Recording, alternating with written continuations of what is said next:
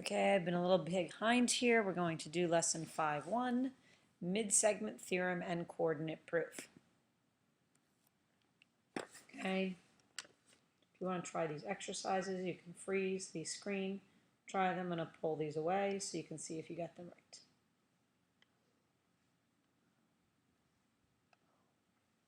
Yeah. So we talked in class about the mid-segment of a triangle. Okay, so basically a triangle has 3 midpoints. If we draw a line in between the 2 midpoints, connecting the 2 midpoints, we make a mid-segment. The mid-segment theorem tells us that that mid-segment is going to be parallel to the other side and half the length. So for instance, in this problem, okay, they want us to find UV. So UV is a mid-segment, and it is 1/2 of RT. Okay, so if RT is 90 inches, half of that is 45. They also give us RS, VW here is 57, RS is twice that, so RS is 114. Okay, so they gave us one mid-segment was UV, one mid-segment was VW, the last mid-segment is UW. Okay, it is going to be parallel to ST and 1/2 the length. Also said in this example, suppose that UW is 81. That means that VS, which is half of this entire amount, because they told us that this is the mid-segment, meaning V has to meet the midpoint. This purple line is 81, that purple line is 81. They are going to be congruent. So we can actually start proving if VW, that's going to be equal to SU, and obviously UV is equal to UV, so we can actually say that these triangles are congruent by side, side, side, and we can start saying that all of the triangles are congruent to each other. Okay, the next one, this one gets a little hard. I'm going to try and write the letters here. This is an A, this is a D, this is an E, this is a B, this is a C, and this is an F. Okay, so they tell us that AE is congruent to BE, so E is obviously a midpoint. They tell us that AD is congruent to CD, so that's definitely a midpoint. They want us to prove CB is parallel to DE. Well, D and E are definitely midpoints, so DE is a mid-segment, and then by the mid-segment theorem, that's going to be parallel to the opposite side. So we're using the mid-segment theorem. Next, we're going into coordinate proof, which involves placing geometric figures in a coordinate plane and using variables. So we did this in class. We put these on, and we called this length H, and we made the coordinates H0. Called this K. This is HK. I think it might be better on this to actually go through, since we've done the homework, some problems, which I will do on this. Okay?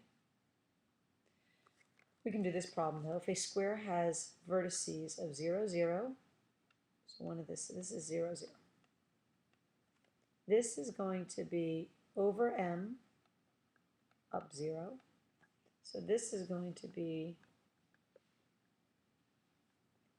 up over 0 up M. So this space here would be M.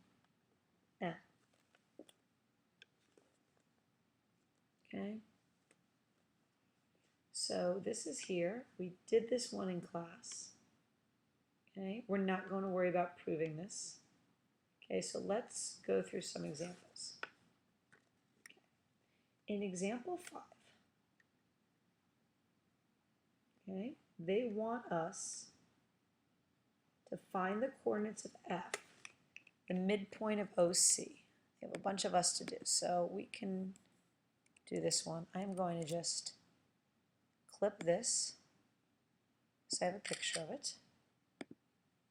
I'm going to put it on this page, and I think this is a good example to do. So they want us to find the coordinates of F, which is going to be the midpoint of OC. So to find the midpoint, okay, we're going to add, first of all, the x coordinate. 0 plus 2p is 2p. And we divide that by 2, we're going to get p. Over here, 0 plus 0 is 0, divided by 2 is still 0. So the coordinate here in the middle is going to be p0. Okay? Then they want us to show that EF, so this is F, so EF is parallel to OB. Well, since E is a midpoint and F is a point midpoint, EF is a mid-segment, and by the mid-segment theorem, it's going to be parallel to OB. Okay? This is another good one for us to do as review. So graph the points. So I'm going to do it like this. This is going to be point O, which is 0, 0. This is going to be point J, which actually sits at M. And this is going to be point H, which actually sits at M. Okay? So they want us to find the side lengths. Okay, so this bottom side length has a length of M. That's pretty basic. And this goes from M0 to Mn, so that's the height is N. I need to find the side lengths, first of all, of this one.